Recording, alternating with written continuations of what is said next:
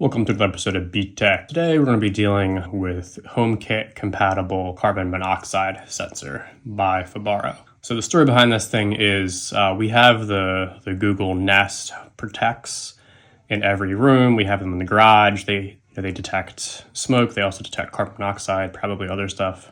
So we should be fine. But because we have a generator that runs in the garage, when we run it, we always run it with the garage door open, or we have a sniffer that goes down extremely low concentrations of carbon monoxide. And even right next to the exhaust, there's no carbon monoxide coming out of the generator. It has a double wall sealed exhaust. So there's a lot of fail safes already in place. But my wife worries about one of our kids' rooms that somehow it's going to have carbon monoxide that we're not going to detect in there. So she wants a redundant system and wants a system that connects to HomeKit. Obviously, the Google Nest does not. Ironically, the Google Nest Protects don't even connect to the Google Home app. It's a whole other story.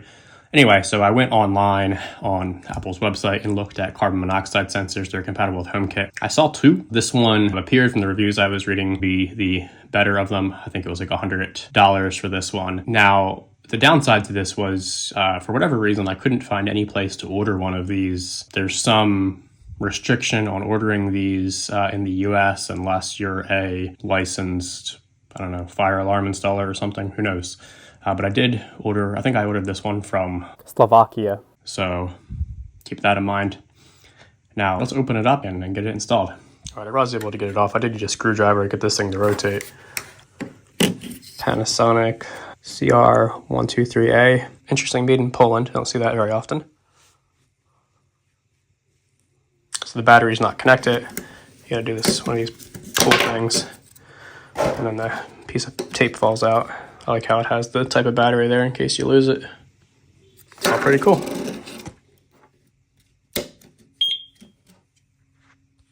All right, let's see if we compare it.